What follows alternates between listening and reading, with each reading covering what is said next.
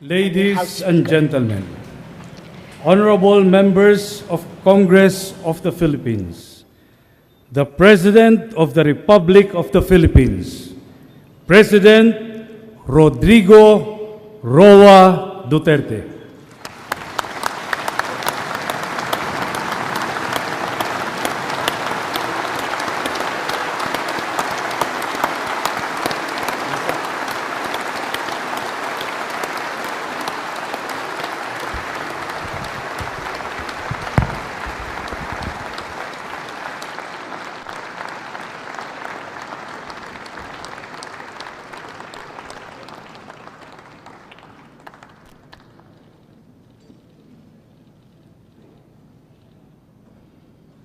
Kindly sit down. Thank you. Allow me a little bit of informality at the outset. You would realize that the three guys in the elevated portion of Congress are from Mindanao. So wala na talaga kaming masabi.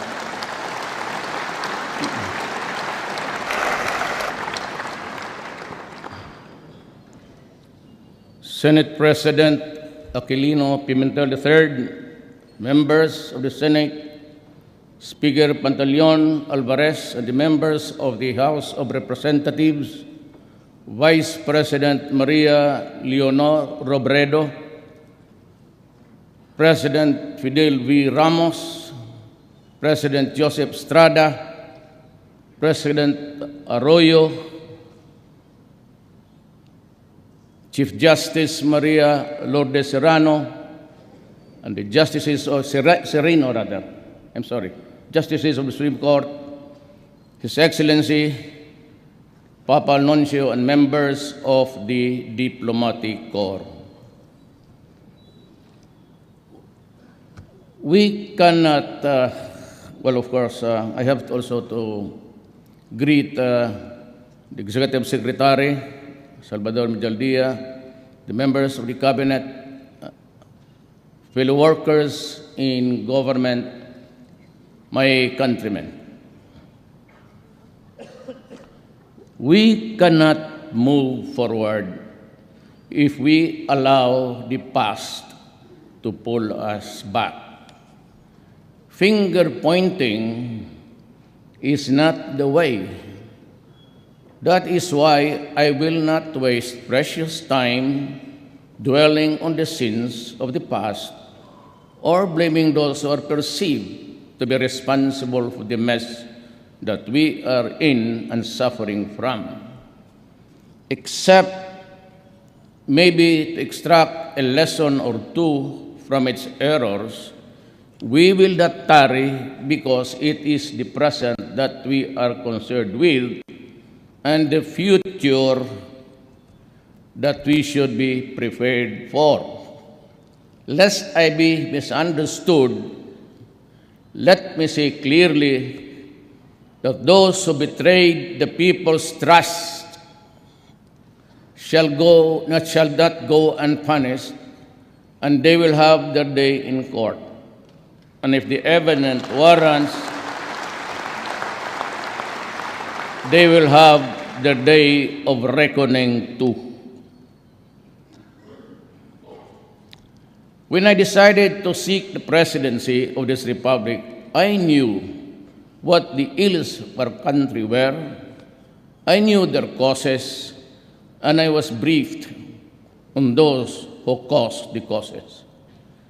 I heard the people on the streets complain that justice had become illusory, that equity and fairness and speedy disposition of cases had deteriorated into hollow concepts fit only for muscular dissertations.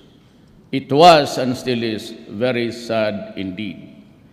As a former prosecutor, I know there are always ways of knowing how fast or how slow cases go.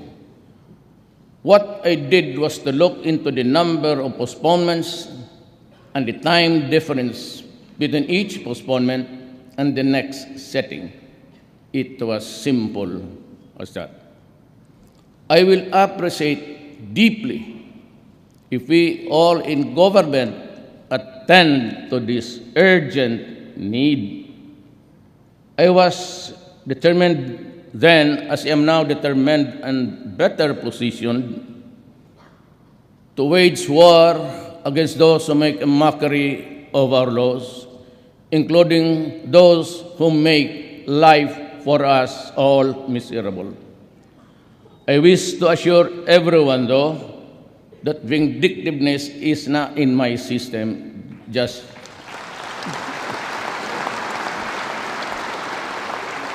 like you and I, all equal treatment and equal protection are what I ask for our people.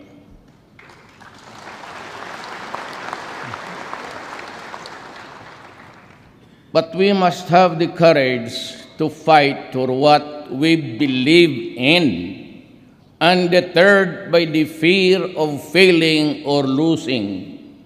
Indeed, courage knows no limits.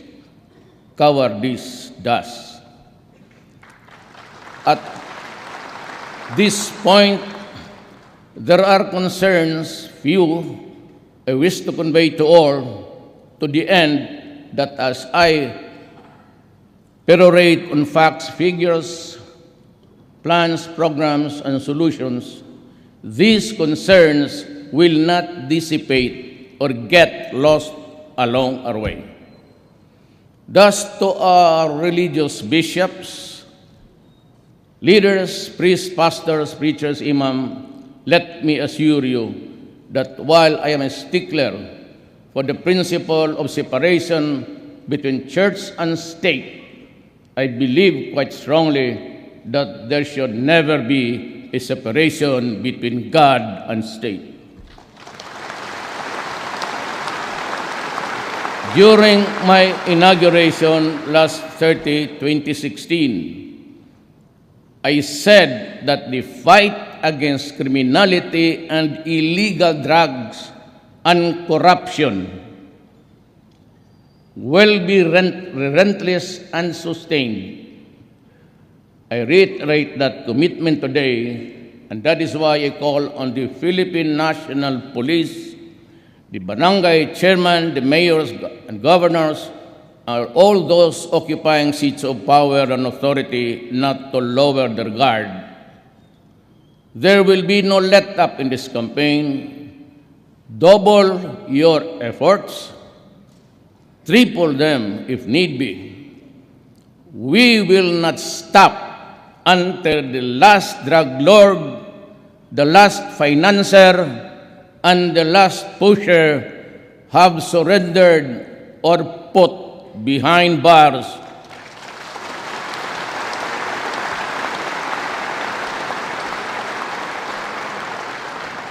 Or below the ground, if they so wish.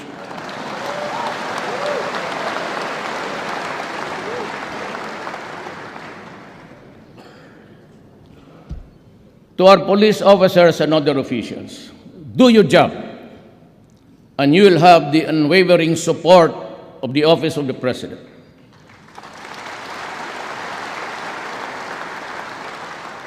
I will be with you all the way. Abuse your authority, and there will be a hell to pay.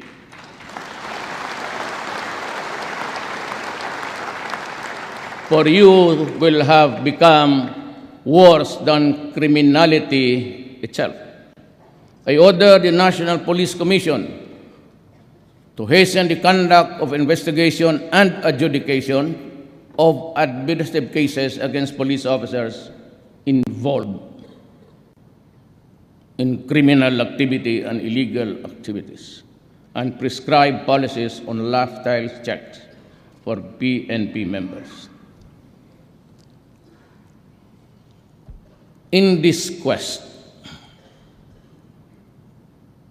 I will put at stake my honor, my life, and the presidency itself.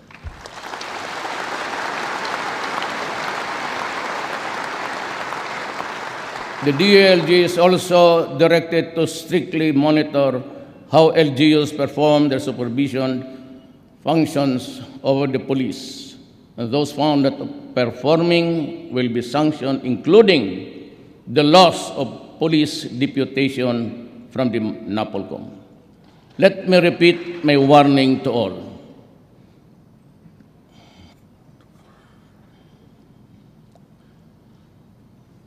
My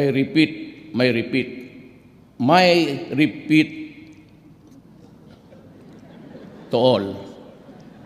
Do not do drugs.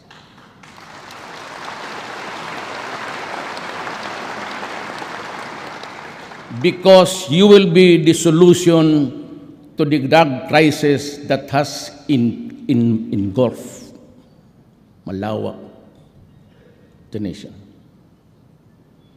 We will create an interagency committee on illegal drugs that will integrate efforts and strengthen the partnerships of all stakeholders.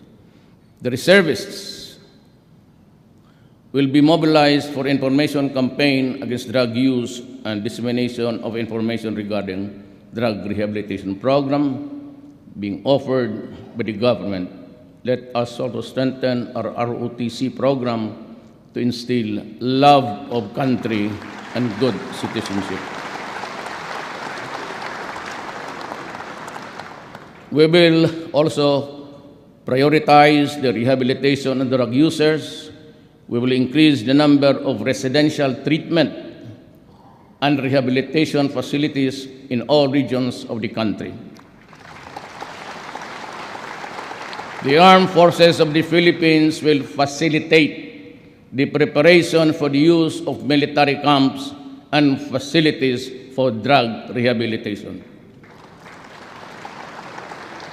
There can never be real, tangible, and felt development without making our people feel secure. And it is our duty to uplift the people's welfare. With this, my administration shall be sensitive to the state's obligation to promote and protect, fulfill the human rights of our citizens, especially the poor, the marginalized, and the vulnerable, and social justice will be pursued even as the rule of law shall at all times prevail. My administration shall implement a human approach to development and governance as we improve our people's welfare in the areas of health, education, adequate food and housing, environmental preservation, and respect for culture. Human rights must work to uplift human dignity.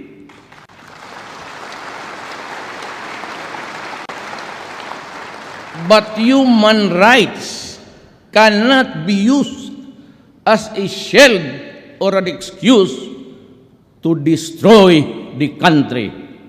Your country, I am my country.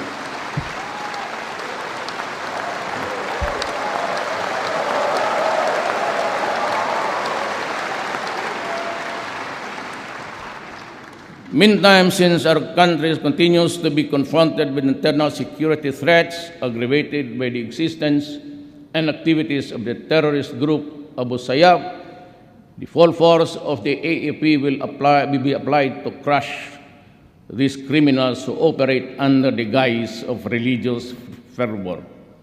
The AAP shall enhance its capability to search and engage these rogue and lawless elements.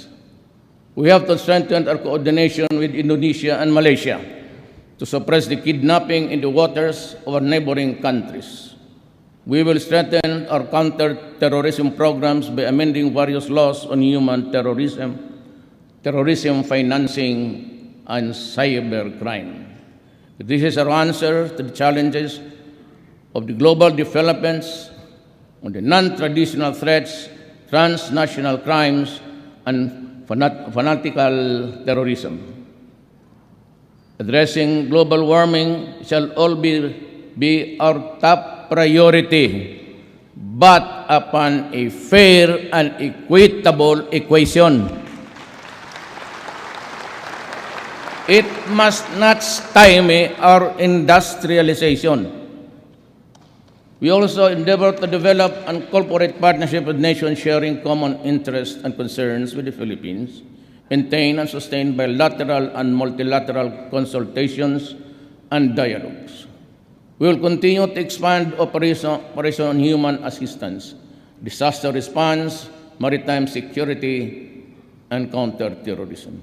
We shall deepen security dialogues with other nations to build greater understanding and cooperation. With regard to the West Philippine Sea, otherwise known as China Sea, we strongly affirm and respect the outcome of the case before the Permanent Court of Arbitration as an important contribution to the ongoing efforts to pursue a peaceful resolution and management of our disputes.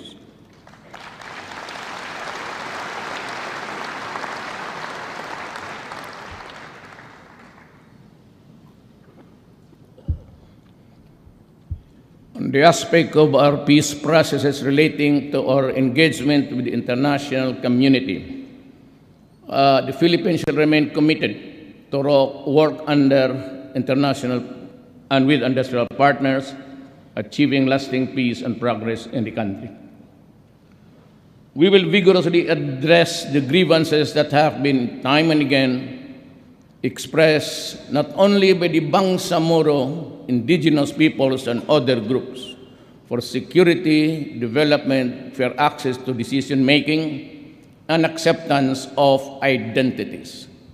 Enduring peace can only be attained only if we meet these fundamental needs of every man, woman, and child.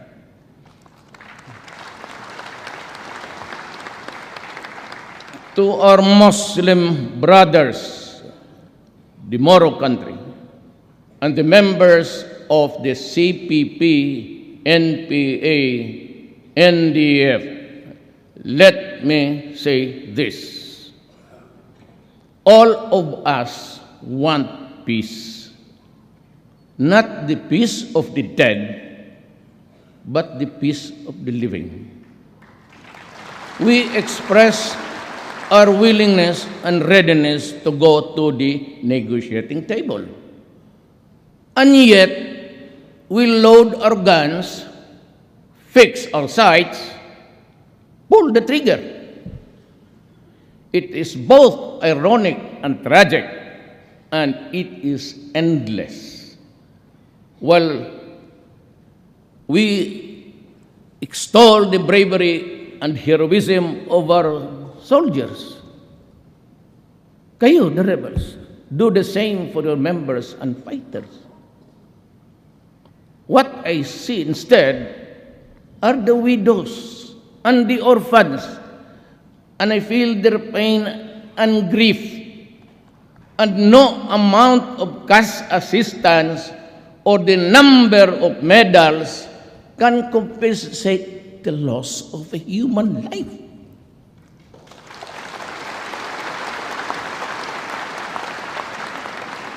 Sorrow cuts across every stratum of society. It cuts deeply, and the pain lasts forever.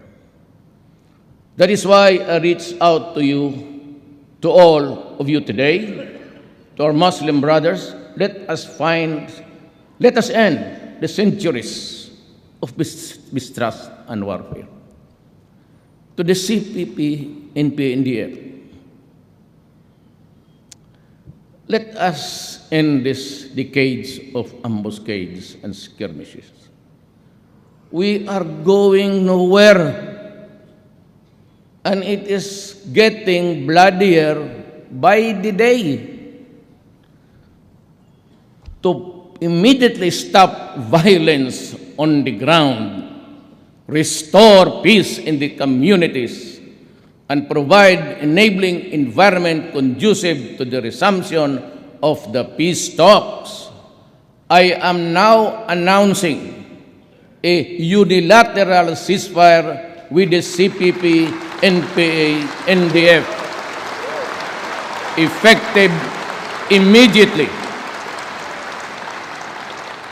and call on our Filipinos in the National Democratic Front and its forces to respond accordingly. Let me make this appeal to you. If we cannot as yet love one another, then in God's name, let us not hate each other too much. So it was said,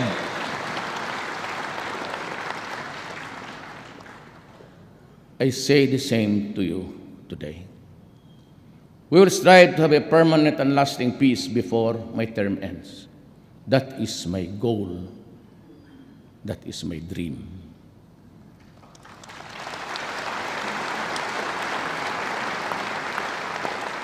On the macroeconomic management, my administration will continue and maintain current macroeconomic policies and even do better.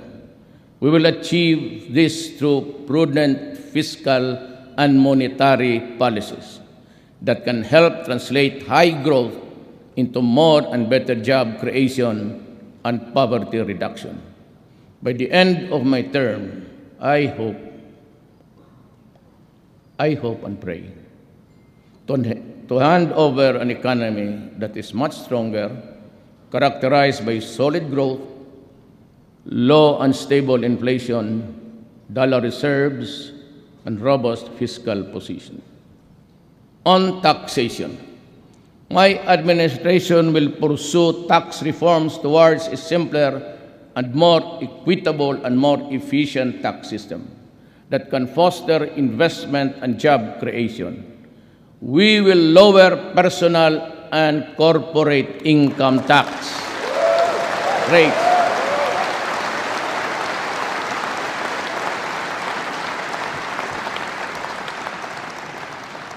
and relax the bank secrecy law.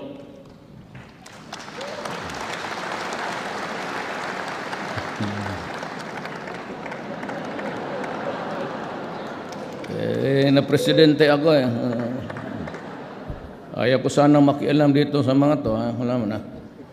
Well, anyway, may I continue? At the household level, there must be sufficient income for all Filipinos to meet the basic food and non-food needs for their families.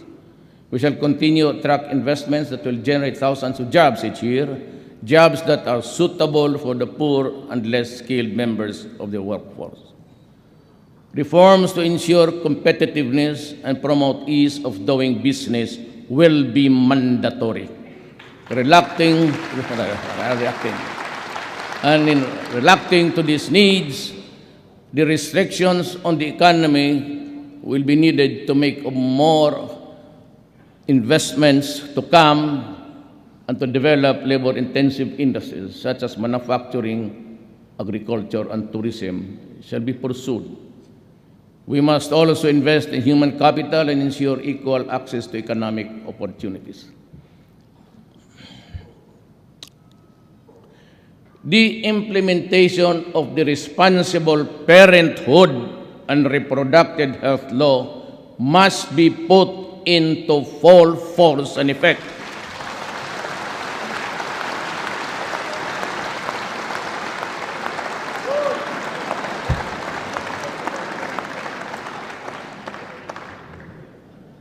So that couples, especially the poor, will have freedom of informed choice on the number and spacing of children they can adequately care and provide for, eventually making them more productive members of the labor force. When employment is not an option, for instance, in extremely rural neighborhoods, entrepreneurship will be advocated. We shall also enhance local business environment by addressing bottlenecks in business registration and processing, in streamlining investment applications, and process and integration the services of various government offices. Government financial institutions shall come up with out-of-the-box financing packages to capacitate our small and medium entrepreneurs. In the field of tourism, we shall construct more access roads and tourism gateways to service centers and tourist sites. Road development projects shall complement without trust to modern agricultural infrastructural and expanding and improving the construction and rehabilitation of roads and the irrigation, and establishing modern harvest and post-harvest facilities to minimize losses. We shall also conduct a nationwide soil analysis to determine areas most suitable for rice farming to optimize production, with the use of effective soil rehabilitation and fertilization. We shall strictly enforce fisheries laws, particularly on illegal fishing, and promote aquaculture along riverbanks and in backyards. On the other hand, we will accelerate infrastructure spending, improving national roads and bridges, and implementing the Mindanao Logistics Infrastructure Network and other road network master plans. We shall pursue inter-island linkage projects. We shall be implementing structural mitigation to measure the address of the perennial flooding in Metro Manila. At neighboring areas, we shall put up new pumping stations in strategic places. The revival of the operation of the Pasig River Ferry service system is a viable option for the severe traffic congestion in Metro Manila. This serves as an alternative mode of transportation for passengers, particularly those coming from the east side of Metro, to reach specific destinations within the cities of Manila, Mandaluyong, Pasig, Taguig, Marikina, and Quezon City. Our anti-colorum campaign and out-of-line apprehension, including the removal of terminals, will be intensified, and my God, it will be done. Immediately, to address lack of road infrastructure in Metro Manila, usage of existing roads will be maximized. Thus, there is a need to cooperate and coordinate with LGUs to map out secondary routes and to consult various stakeholders, including the public transport operators. Many in government opine realistically that I would have to agree that the worsening traffic situation could be logically addressed if Congress would also accord emergency powers to the agencies concerned. Ayaw mo, okay lang rin. Pero nakita namin, kung gusto ninyong madalian, alam naman talaga ninyo, sagad na lahat. Sagad na. Nasa inyo yan. If you give it, fine. If you don't, we take the longer route, slowly. And tanggapin ko yung pagmumura ninyo. Huwag lang sa malapit. Ganun talaga eh.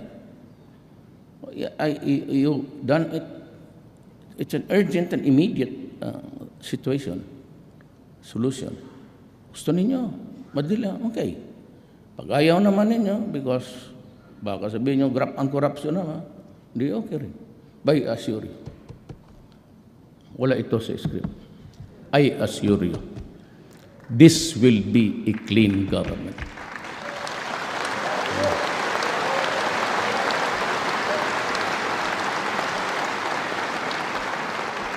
If that is the only worry that you have, and I can understand your misgivings, wala na ito sa haba. Wala na ito sa script. You know, Ako makagarantiya ako. 101%. It will be clean. Problem is, I can only act through agencies and departments.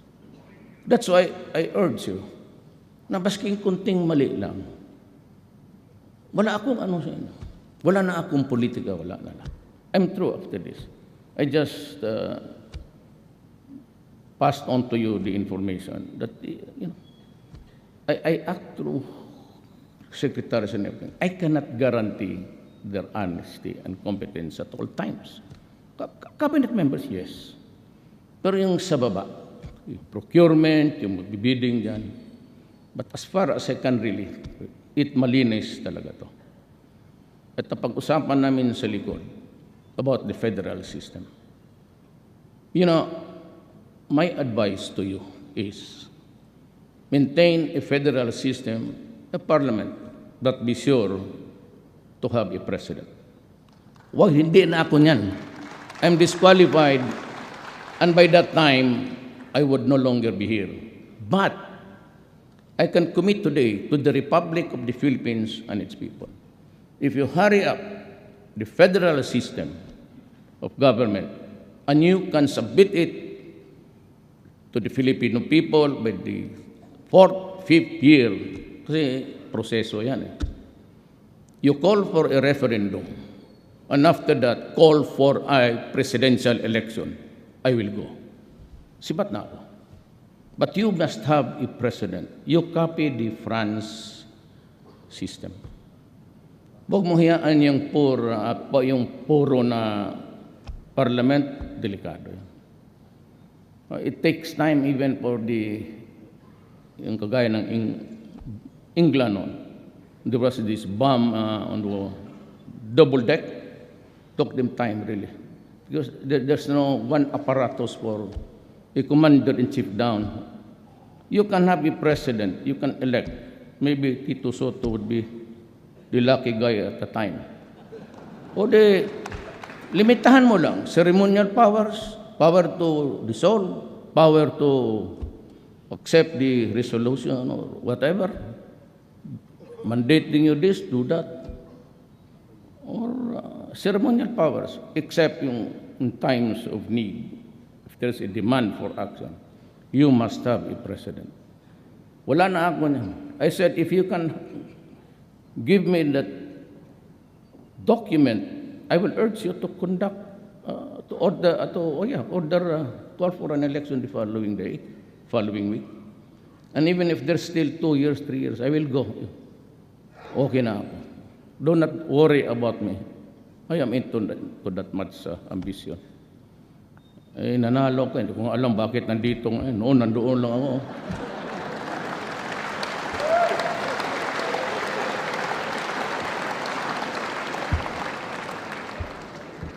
Totoo man. Sino man nagsuporta sa inyo sa akin dito? Wala man.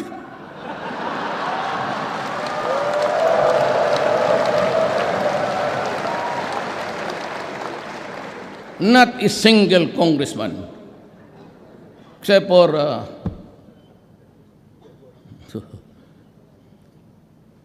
2 provinces governor. Yun lang. Wala akong barangay captain. Wala lahat. Pero ngayon,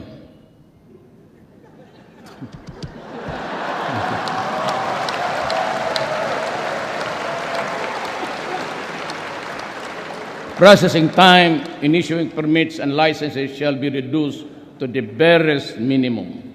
In my city, it is always 3 days for local governments. That will bind the office of the president down to the last barangay level. 3 days. 3 days. Local government.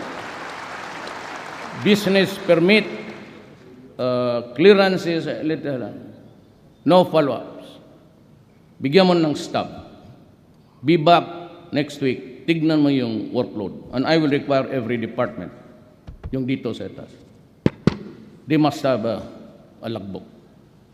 Wag sa computer kay itong ganito na na-erase yan. Gaya mong date, time, I accept the documents of Rodrigo Duterte. Then you go to your computer. You must have an actuarial projection, sir. Look at the workload. Napakabubo mo naman, kinima.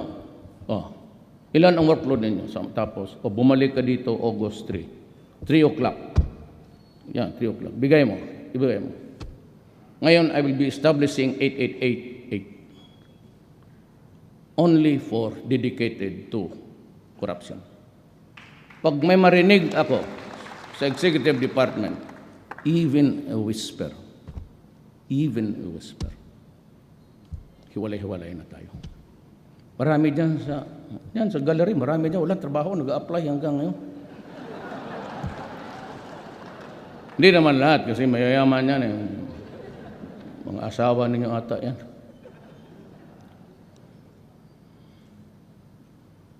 While the issuance and distribution of motor vehicle plates at point of sale o through motor vehicle dealers shall be considered.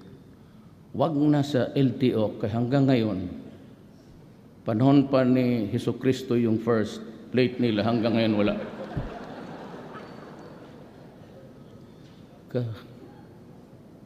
Bayad na yun until daw sa awa ng Diyos.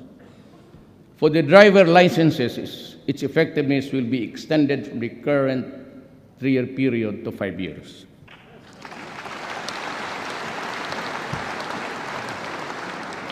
To reduce queuing time at ticketing stations, tickets sa mga train will be made readily available and easily accessible to the riding public kung bilihin mo yan sa malls, stalls, and stores. Ipinagbibili mo yung diyan mo na ibigay. Accredited.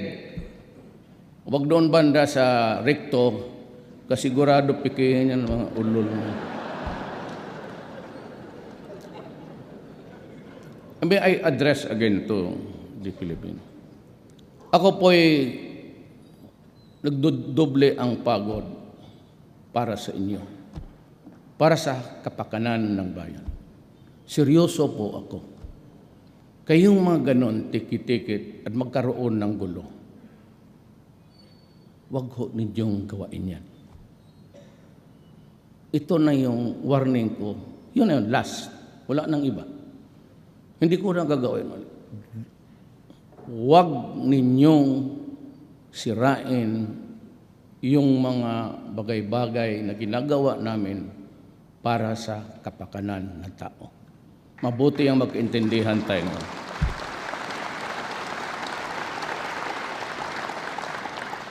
Maya yung bantay kayo, kaibigan ko trag.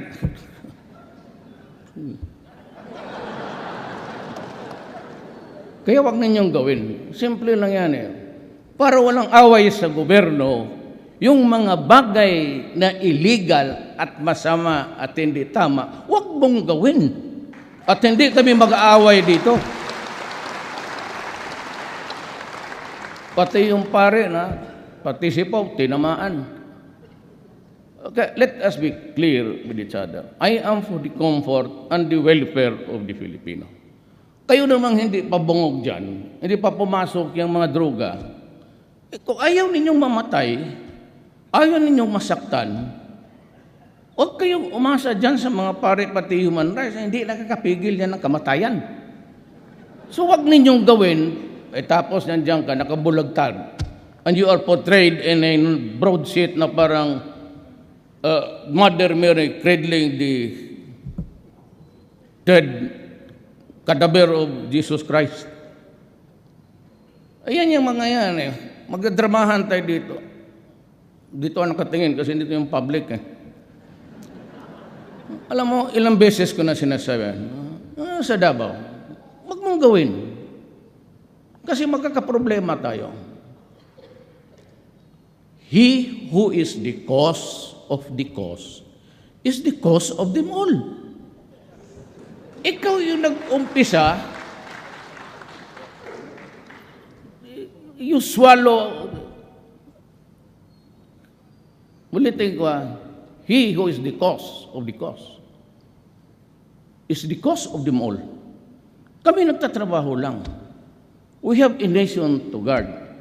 We have millions of people to see that they are healthy.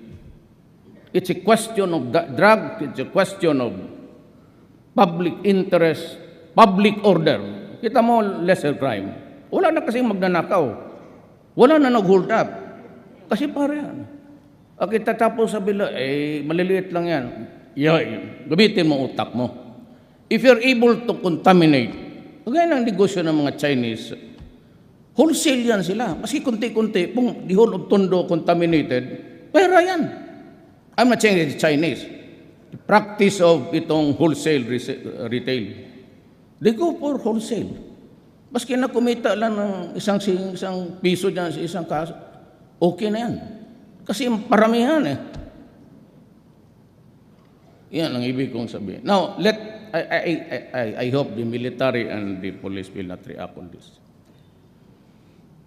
It's part of the deep intelligence that we have gathered. I'm forced to come in public kasi pati yung mga pari nagaano. Alam mo, kayong mga media, naghanap kayo ng where's the big fish? Saan yung bilyonaryo na mayaman? Yung may kotse, may mga Mercedes, may... Ma'am, nandoon yan sila sa labas. Wala dito. Magdala ka ng isang batalyon na pulis para hulihin natin doon. Kung kaya natin. Didirect the traffic of drugs sa kanila. Meron silang ganito. Malaki. Real time, nakikinig sila ngayon dito. I am very 101% nakikinig sila. Doon lang, isusuri nila sa Tondo. Itapon mo dyan. Tapos umalis ka, kunin mo daw sa tindahan yung bag o package. Masabi mo nakikita ng media na kayo lang nagbabrand niya na drug lord eh. Those are not the drug lords. Mga lieutenant, delivery boy yan. Kumbaga LBC lang yan, pati DHL, federal. Pati yung tawag nilang basura, yun yung street, Huwag kayong maghanap. Gusto niyo, sabihin ko sa inyo, puntahan natin. I'll give you the names. I'll show you the intelligence dito. Pero give me the guarantee na may magawain ka. Says, I'll give you the name, I'll give you the country. Kung wala ka rin gagawa, mag-shut up ka.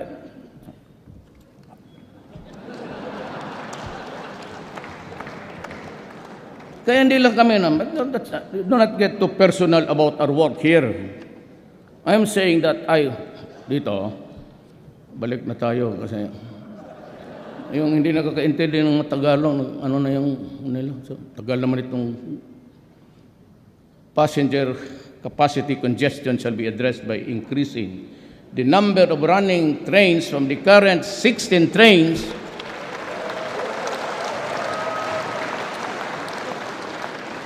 with a total of 48 cars per hour to 20 trains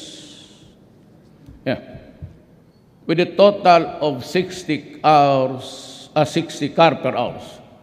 Now, you increase the train speed from 40 to 60. Ang problema nito, yung mga railway na, di na ito kasali dyan. Huwag mo maniwala dito.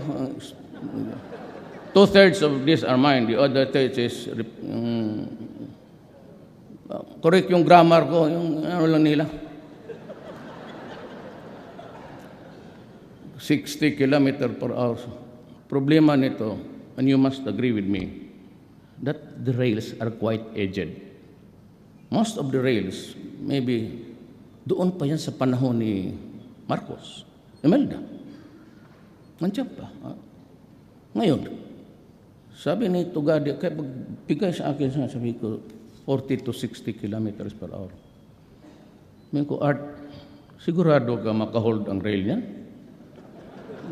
Baka maputol yan, magdiretso yung train sa Cavite. To diretso sa Cavite, maglipad doon kay Tolentino. Bakit may train dito sa Tagaytay? It's quite fast. Quite fast, 60 kilometers per hour, and you're pulling something that's heavy. When it really moves, mawala ng it moves with the speed. At a heavy thing, at a great speed, mahirap mong sumasadsad kasi mabigat. And reduce headway time from 5 minutes to 3 minutes. Mahina lang tayo ng plano ni Duterte, mahina lang tayo ng 1 minute. Sa Hong Kong, 2 minutes, kanya 3 minutes. Art, ambisyoso ka. Kaya mo kayo ito. Specifically for the LRT, the operating hours shall be extended from 9:30 to 10:30 p.m. Kasi marami pa mga bata mag-uwi niyan. And to absorb more passengers, delays in the procurement of additional trains shall be addressed soonest. Now, yan ang sinasabi ko. If you want the long way, fine. Wala akong problema. Sabihin ninyo na doon ang we go the normal way if you are able to make purchases. Ang maganda nito, I have signed the executive order sa aming FUI. Naunahan ko kayo. Yung inyo na, nandoon na sa akin. Tapos na ako. Ilabas ko na. It will be out today. Alam mo, sabi ko, unahan ko dating kongreso, puro mayayabang yung mga buong dyan. We grab there's a stealing one's thunder. Kaya nga, unahan na natin. So, we shall also pursue rail projects in Metro Manila and the major key points and the country, including the Mindanao Rail Project. Hindi ako nagyayabang, pero totoo talaga to. Depende sa federal, but 6 years, lalabas talaga ito, I assure you, because it's going to materialize. Rail projects, the Davao Transit System, the Cebu Transit System, the North and South Luzon Railways, and the Panay Railways Project. Tama? Panay! Taga saan si ano? Di, Panay. Panay ang bigay natin para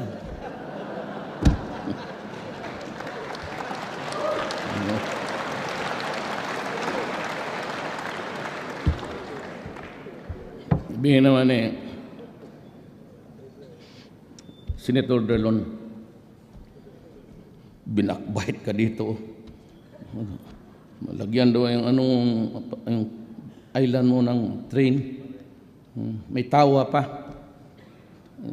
Binabakbait ka dito. Sumbong man yan. Tingnan mo yan. Different approaches are also being considered to decongest NAIA, including the possible transfer of general aviation. Na itong, I will, hindi, ang style ko kasi, ganito, hindi naman ako, I'm not steeped into formalities. Itong of general aviation, alam mo kung sino tiyatamaan yan? Kayong mayayaman. Kayong may mga helicopter pati aeroplano, ilipat ko kayo. Alam mo yung general aviation, yung mga Learjets, sa mga kumpanya, ilagay ko kayo sa Batanes para wala masyadong air traffic.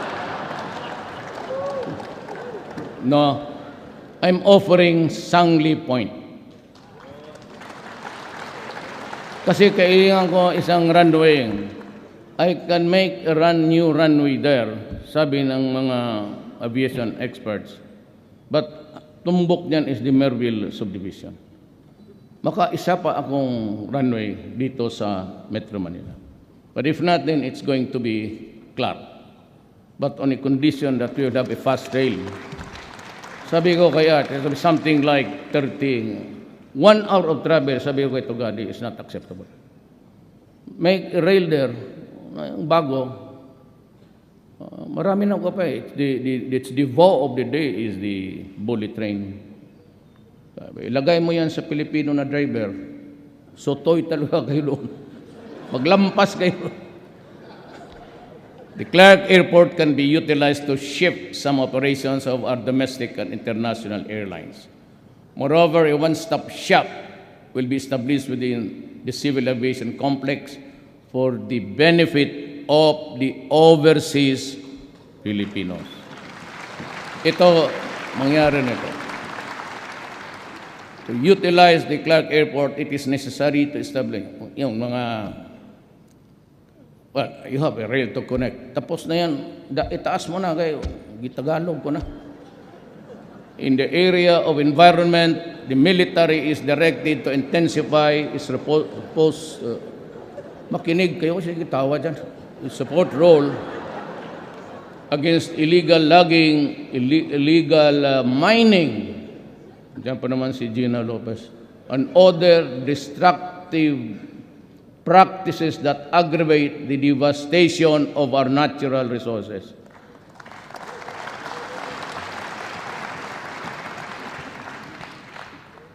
I have to protect the country. Many are complaining against the appointment of Gina Lopez. But si Gina, pati ako, we share the same paradigm. The interest of the country must come first. But hindi ko naman sinasabi, there's a law allowing mining. Gina Lopez and I are just telling you, follow government standards. Do not destroy the environment. Follow it to a T. Wala tayong problema. Just pay the correct taxes, follow the standards. Gina Lopez is just doing her job. You know, she is really a crusader. So, that is how I would describe her persona. Crusader. Kaya, sabi ko, tama yan. Okay. Bakit? Nandiyan ba si Ma'am Gina Lopez? Secretary Lopez? Ganito yan. Pumunta siya sa Davao. Gabi na mga 1 o'clock because on the early days of my, when I won, but I was, hindi pa ako nag-vote. Marami na napuntahan. Ito, felicitations, congratulations. Si Ma'am pumunta twice. Every time she shows me the degradation of ito na. Tapos, 2 oras naman, mukhang hindi na matapos, sabi ko, Ma'am. Ma'am, do not be offended. Totoo man, huwag kang magalit kay, it's the truth.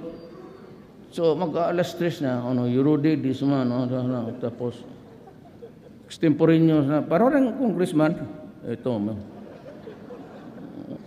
Kung Ma'am, mag-alas 4, Ma'am, ano kaya kung ikaw na lang ang Dina?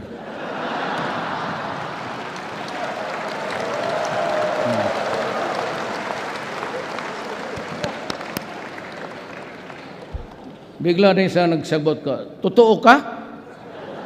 Sabi ko, hindi yung,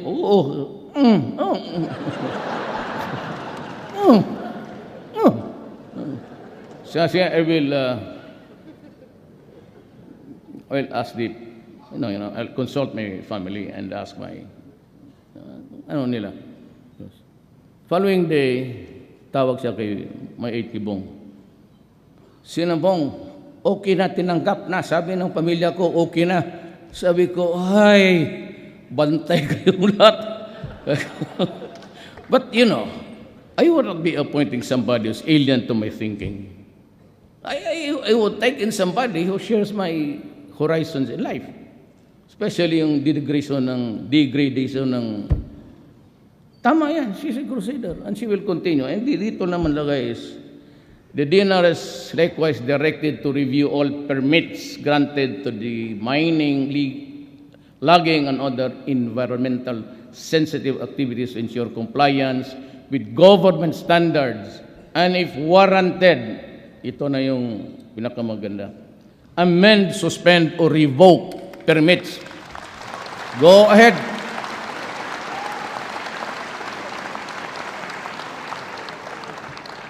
I'd like to thank God that I had this opportunity, really. I never thought umabot ako dito.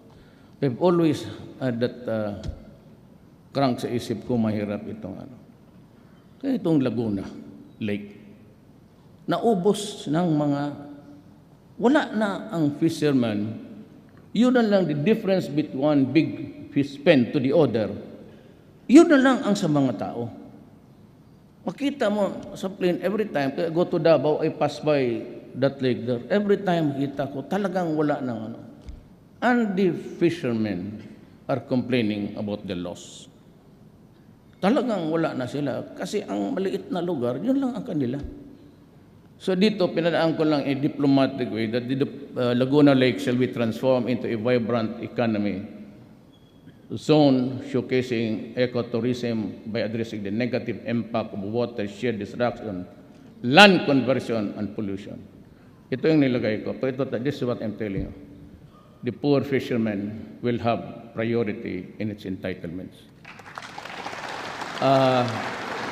Order to Gina is, ayusin mo ma'am, wag mo namang ipitin, but they have to reduce the areas of occupation. They cannot have their cake and eat ito. Sila na yung may pera, sila na yung, this must stop.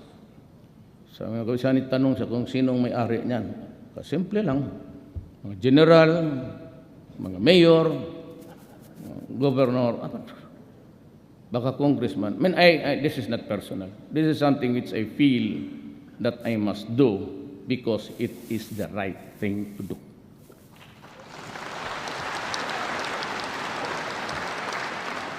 To have adequate disposal facilities for Metro Manila garbage, the final closure and rehabilitation of the Carmona sanitary landfill shall be pursued, while the adoption of appropriate waste-to-energy facilities will be explored. Marami na.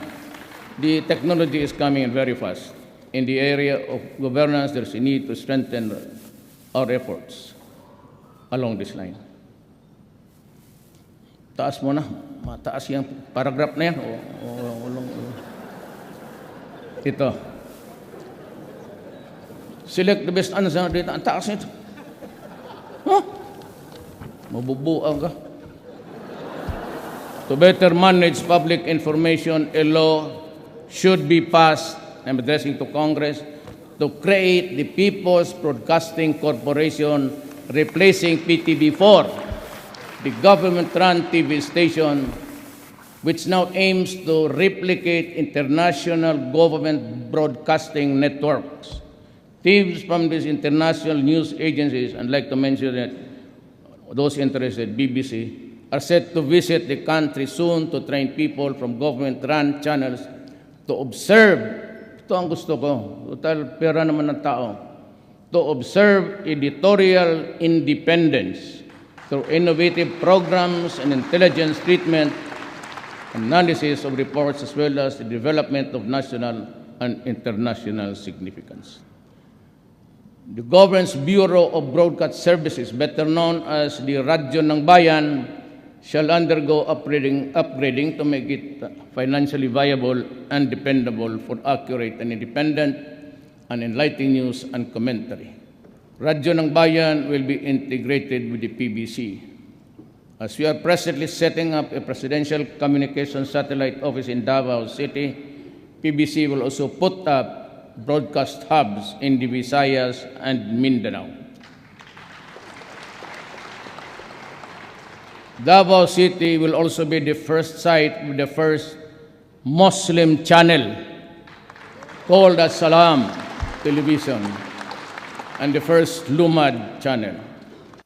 The PCO shall coordinate with the Office of the Executive Secretary and Presidential Legal Counsel in implementing the recently approved EO on Freedom of Information. This is the executive order. It's out.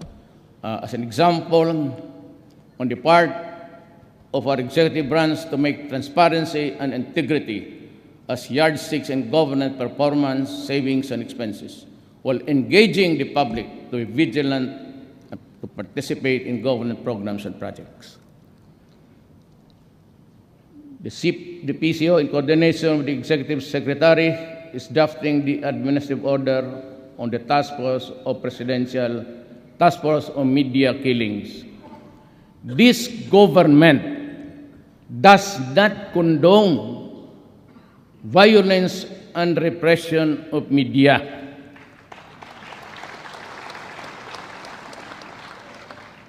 The bona fide media,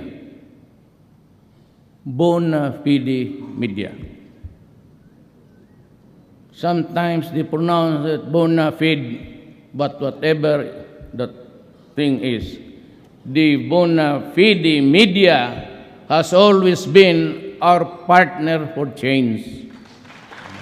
Di medyo klaro yan. Anong gawin mo sa hindi bona fide media? Yan ang problema. To address backlogs, unlock prosecutorial effectiveness and efficiency, the investigation and case management processes shall be streamlined, including those for illegal drugs and heinous crimes. To eradicate the prevalent cultures of fear and silence that they have founded our justice system, I ask Congress, you, to enact the whistleblower protection law, while the present witness protection program shall be strengthened.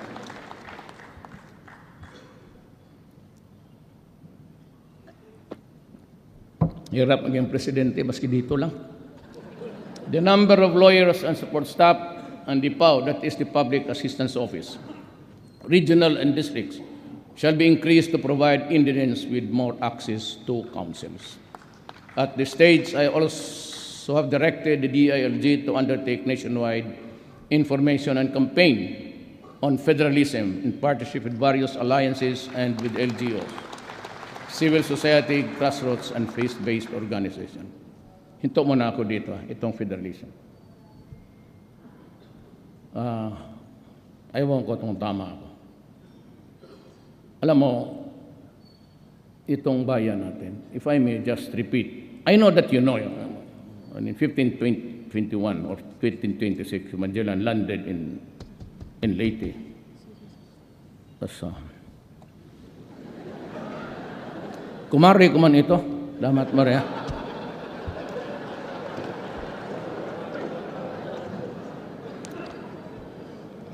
Mindanao was already Islam by 100 years. So, ano ito? It's an imperialism thing. There's a historical injustice committed against the Moro people. We have to correct it. But it is well nigh impossible now. Kaya kayo mga kapatid kong mga Moro, alam naman ninyo, ako ay mixed. Migrant ang tatay ko ron. So some ay mixed blood ako. Moro, pati Christian. But, you know, intindihin na lang natin ito, that we cannot return to you all yung nangkuha ng mga Amerikano, Espanyol, pati yung mga Pilipino, mga kapitalista, those who exploited Mindanao with that thing, sloganeering, go to Mindanao because it is a land of promise. With the vast entry of so many people, basically coming from the Visayas, karoon tayo ng, we cannot solve it the way you want it to be. We have to understand each other, then you have to live with each other. But we'll try. Ang sinasabi ko nang babalik ako, dahil ako sa federalism, both Ms. Suarez, Sema, and all, at least the political leaders ng Mindanao will agree to it. We do not, remember that ako yung, hindi ko dinidikdik yung masyadong Abu Sayyaf because it is really connected with the first talks between Ms. Suarez, the president, subsequently to President Marcos, and now, until now. The only way they said that we can have is, yung BBL, ibigay na natin. Minus the things that you do not want, yung constitutional issues. Tanggalin muna natin. Ibigay ko yung area. Ay, wala natin, nandyan na yan eh. So, I ask you, pass it minus the constitutional issues that are contentious. Bigay na natin at when the federal system comes, isali mo na sa package together with Ms. Suarez. That is the solution for Mindanao. Nothing else. Believe me, nothing else will do. Please sleep on it, ponder on it, because that's the only way to proceed. On the clamor of our citizens for timely issuance of Philippine passports, the government shall work towards amendment of the 1996 passport law to lengthen the validity of the passports from the current 5 years to 10 years.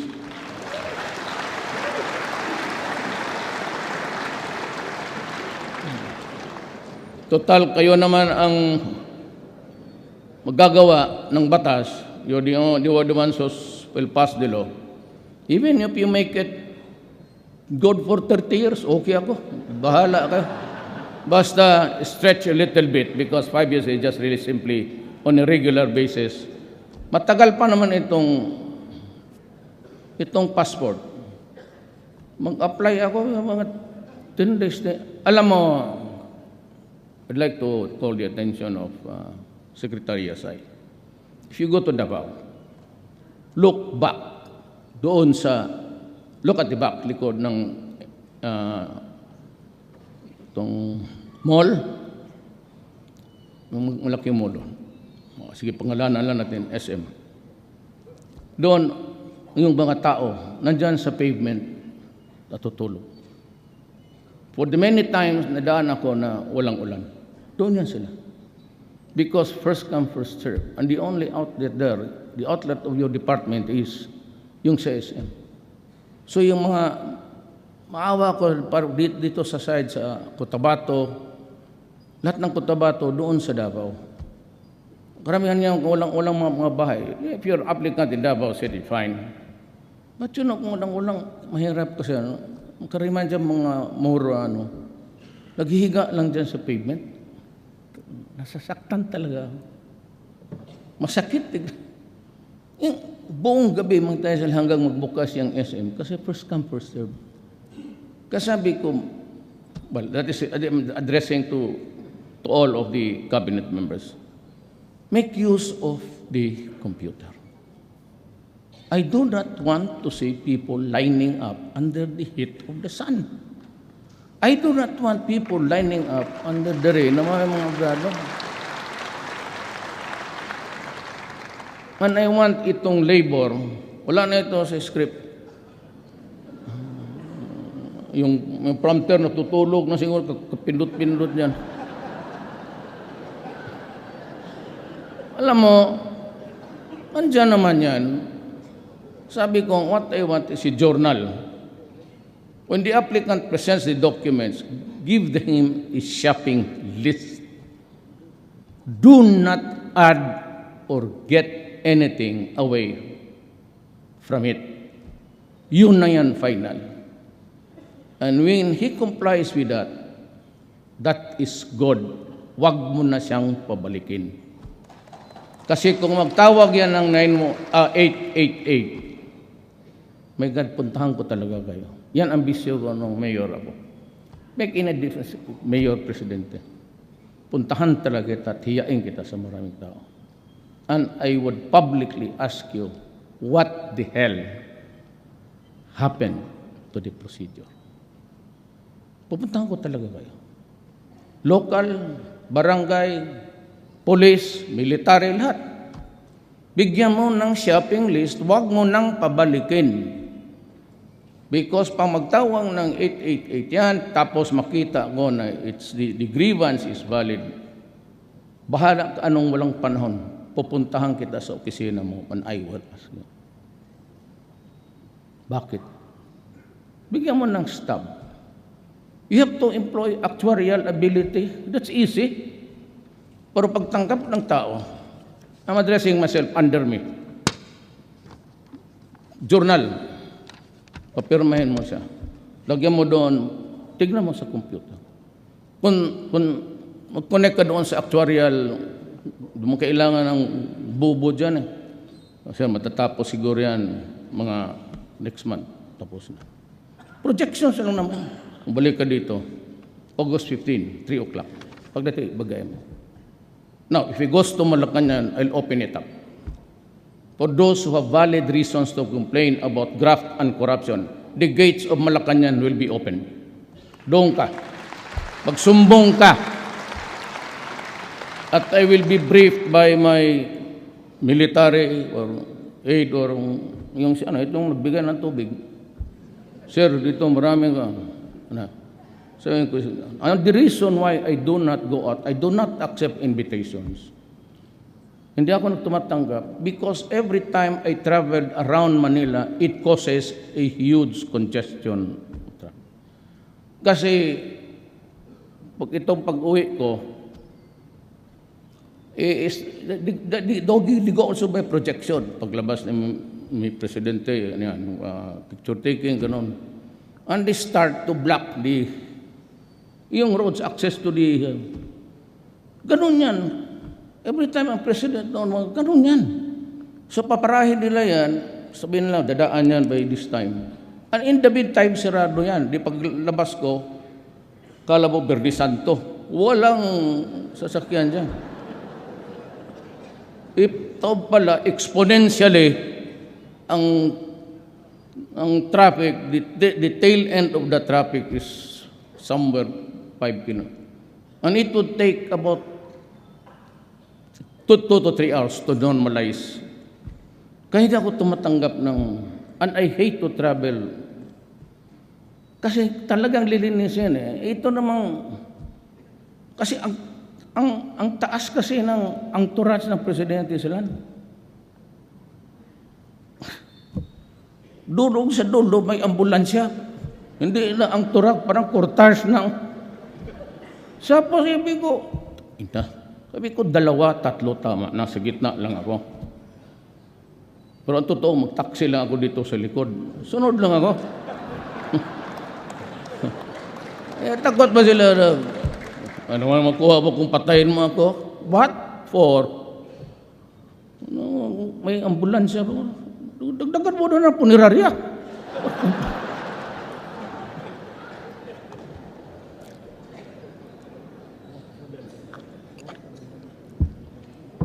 I have also ordered DFA to streamline documentary requirements and passport applications and open additional consular offices in strategic places to decongest Metro Manila sites and avoid queues that have caused hardships and suffering to passport applicants.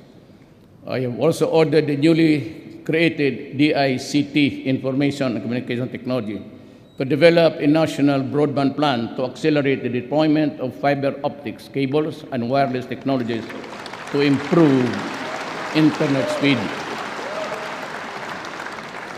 Ito para ito sa alam ko, mahal kong mga kababayan, maligayahan kayo nito. Pagpaano mo lang yung Tagalog ko kasi kayo hindi kayo marunong magbisaya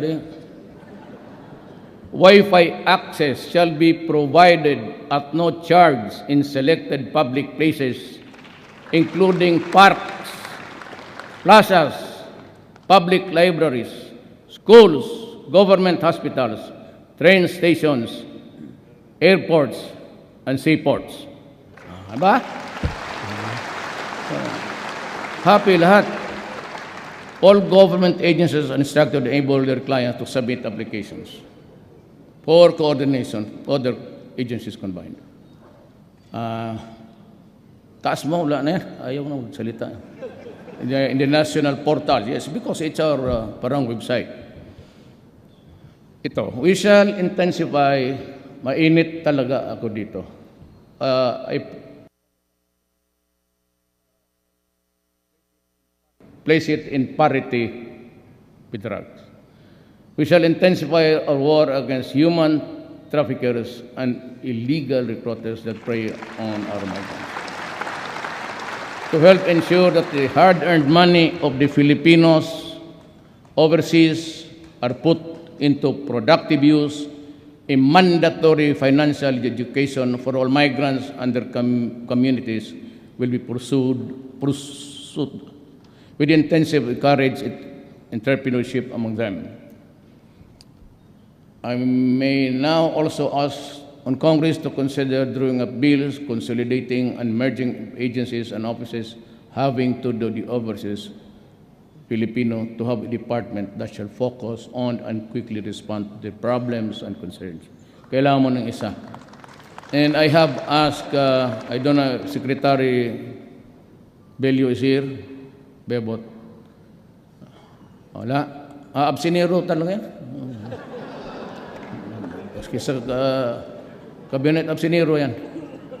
Gusto ko, he will he will lease some buildings din here for overseas only.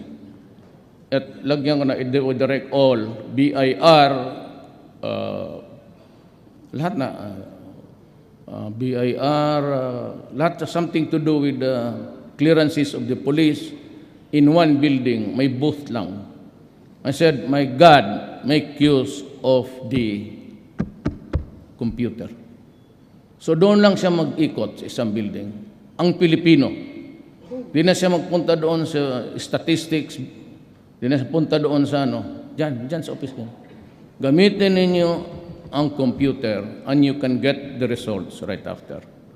Why do he has to travel to Malate, then he has come with the traffic? He can only accomplish one document at one time. And BI clearances, doon na ninyo bigay. Lahat na doon na.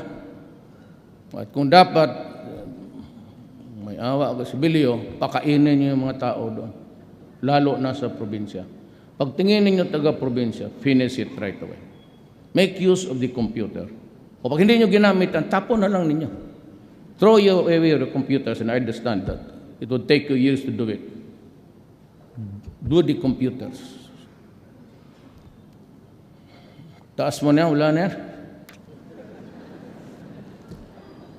Ito, to help avoid squatter-like conditions in relocation site, we urge utilities like Meralco and electric cooperatives exercise their social corporate responsibility by making direct connections to relocation sites and depressed areas. Alam mo kung bakit? Hindi na nilagyan nila dyan eh. That's why I had to talk to you ganito. Bakit? It's because walang kurente pagka mahirap ka. You do not own the land. The city engineer would not. That is my experience, 23 years as mayor. Hindi magbigay ng direct connection. Kasi hindi ikaw may-ari ng lupa. But that squatter there has been there for 20 years. So mag-connect sila. Pagka-connect nila, ang gamitin nila yung wire na, yung pinakamura. So it overheats because connect na lang sila kung sino yung minsan magnakaw. You know, we will have to make the adjustments. It is not for these people to make the corrections because they are not in a position to do it. We have to adjust to the needs of our people. Total yan naman yung as a squatter na yan, as long as I sit there as president, there will be no demolitions without relocations. Di talaga ba pa yan? Hindi naman aso yan na, just like in Davao. I'd like to make a dialogue with the businessmen. Sir, how much are you investing in this land you have bought by the squatters? So I bought it at about 60 million? Dagdagan mo ng 20 million. So, ako na ang bahala. Sabihin ko doon sa mga tao, bili tayo ng relocation site or I will provide. Government will expropriate. I will make use of the expropriation powers. Okay, ako ganun sa Davao eh. I have 20 hectares there. I will expropriate some land there. Yung malapit lang. Then sabihin ko, this 20 million will help your journey to a new land. And I will urge everybody na yung mga bagong mga factories, doon sila magtayo. Magtiis-tiis lang muna kayo. In the meantime, you have to mitigate the hardships of these people. That's the only way to do it. Pero yung sabi, demolition, walang matirahan ng tao. Total, you sat on your rights for many years. Eh, bakit mo ngayon pipilitin mo ako makaproblema ng ganun? Eh, may iba kasi hinahayaan nila. For 10, 20 years, they do nothing. And when the time comes na pagbili lang nila, eh, tayo ngayon disturbuhin. O di gumastos ka, para mas madali. Just add a little bit more. And there will be at least peace. Pag hindi, wala yan.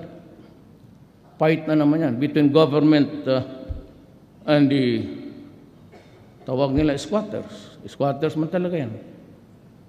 Masasaktan lang, mamatay for no reason at all. Eh kung mayaman ka, Bigyan mo naman ng konting provide a relocation, and I'd be glad to talk to the people and say, go, it is not yours. I have directed the concerned regulatory agencies to prioritize the issuance of required permits for power development. Okay yan sa akin. Ang problema, sandali na to. Para ka dyan. Yung mga environmentalist, meron tayong kasi marang yung coal, pati itong energy emissions. Wala man akong problema dyan. But do not tell me na if you, ambassador ka tapos sabihin mo sa akin na medyo hanggang lang dyan kayo kasi kami hanggang dyan dito lang kami. Kayo umabot dyan, you are now in the apex of your industrial might. But along the way, you were the first, America, China, Europe, kayo bumabog ka. Until now, we contribute only something 0.0.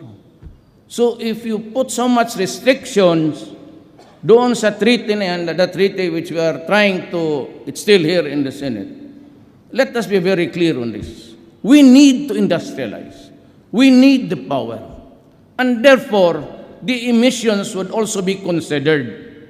I just can say if I establish 5 economic zones here, and you start to say that you're spewing so much carbon footprints, mahirap yan. I mean, it's hard.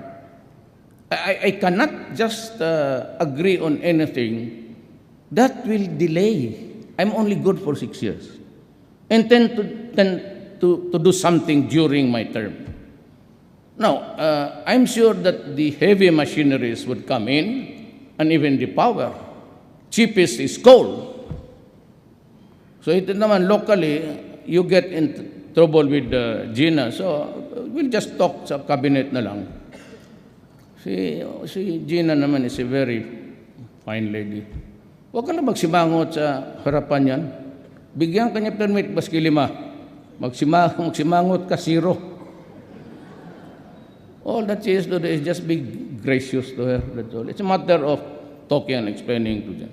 But if it is you're using the state-of-the-art technology, and I've seen it several times in the other power plants in this country, if it is really a good one, then we will consider. I said, because we need the energy to power our industrialization.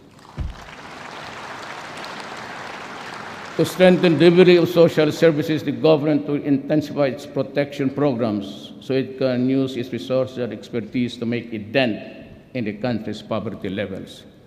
What we want is genuinely to reduce the vulnerabilities of our people, build resiliency, and empower individuals and families and communities.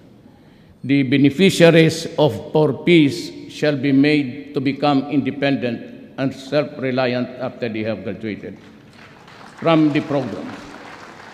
But as it is, we aim to present them with other forms of assistance so that they can stand on their own 2 feet.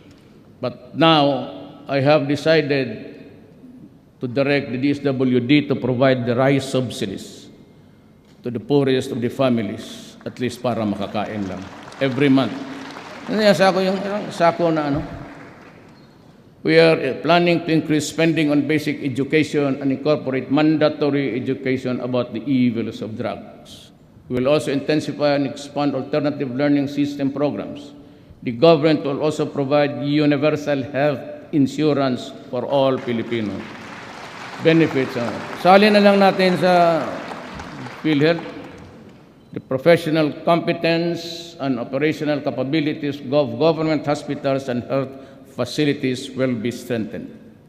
Consistent with our international obligations in keeping with national mandates, this administration vows to protect women's rights and human rights abuses against our women because it is unacceptable to me bugbog ka ng babae. As I order all agencies and oversight bodies and local government units down to the barangay level to fully implement the Magna Carta for women. By doing so, we will ensure that man and woman will be partners in the pursuit of country's economic, social, and cultural and political developments. To our Lumad brothers, and they are here outside, maybe outside. I mean, they're outside, I'm sure. I told the secretary just to let them come. If they want, kanila man to. To our brothers, I have this to say. The government has issued you the ancestral certificates domain. Title, covering vast tracts of land, especially in the island of Mindanao. You have the Indigenous Peoples' Rights Act and the National Commission of Indigenous Peoples to protect you and to assist you. Government has given you the tool, the legal tool to improve yourself financially, economically, and socially. Make use of your ancestral domain. Do not let it remain idle. While the government is always ready to help you, you must first help yourself. We cannot legislate financial and economic progress for you. It is you and you alone who can do that. You can chart your fate, but do it within constitutional and legal means. After being devastated by natural and man-made calamities this past few years, we are still to recover emotionally from the loss of our loved ones and materially from the loss of our homes and our income sources. There are many among us whose emotional wounds are still fresh and painful to the touch. We cannot erase the images of death and destruction from our minds. We cannot wash away the stench of rotting flesh from our noses, and there are many of us who are still waiting for the help that was promised. The enormity of the problem of drug addiction has been made manifest by the number of surrenderies which grows by the hundred each day that passes.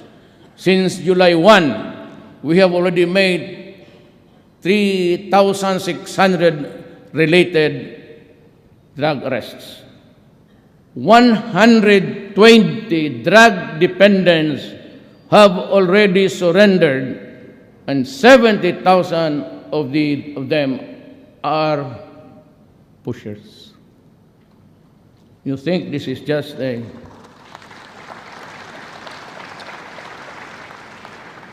it would take the entire resources of this government to fight this war. I have nothing but the interest of my country. But in its wake, because the PDEA says that that was a statement made by the Philippine Drug Enforcement Agency. 2 years ago, PDEA came out with a statement that there are 3 million drug addicts in this country. That was 2 or 3 years ago. How do you think would be the number incrementally if we count now? Give it a liberal addition, maybe, lagyan mo na 7,000. So 3,700,000. The number is quite staggering and scary. The drug lords that you desperately want to strangle are not here. Wala mga bilyonaryo dito. The ones that you catch running after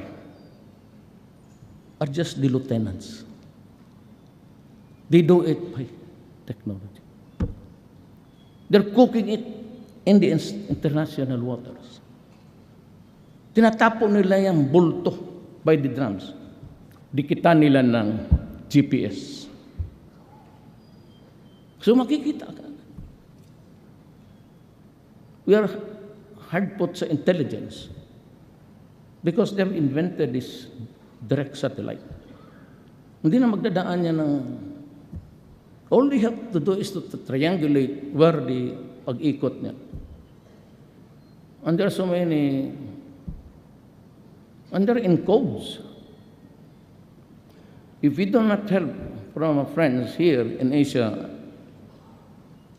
and America and Europe,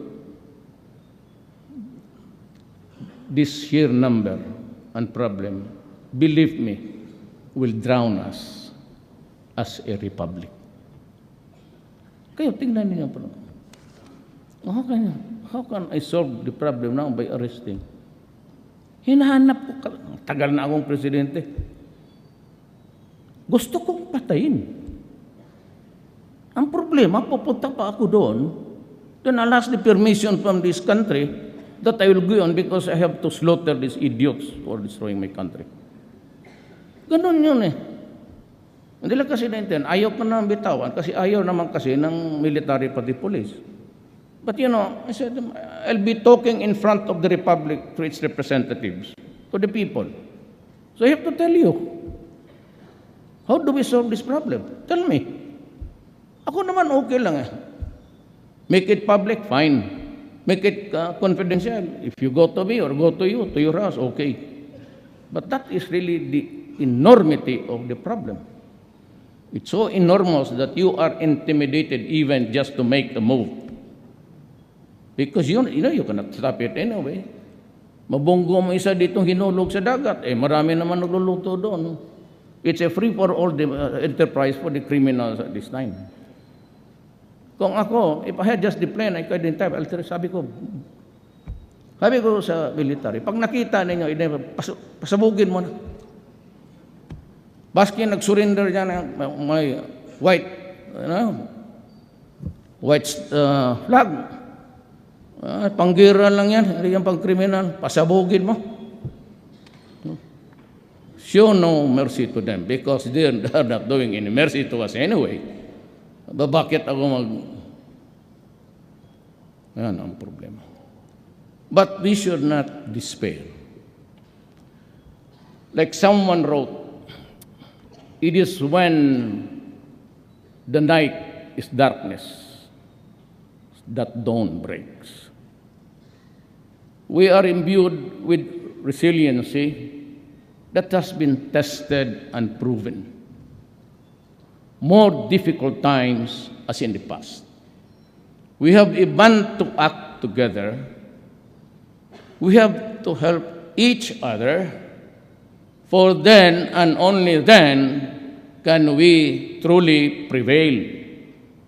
And this the Filipino, disciplined, informed, involved, shall rise from the rubbles of sorrow and pain, so that all the mirrors in the world will reflect the face of a passion that will change this land.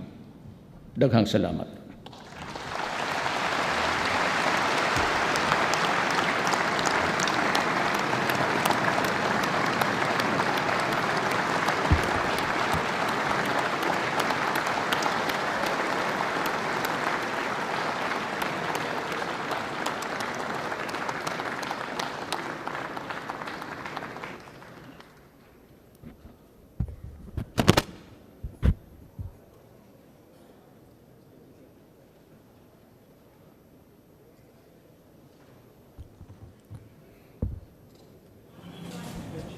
On the part of the Senate, the joint session is adjourned. On the part of the House of Representatives, the joint session is adjourned.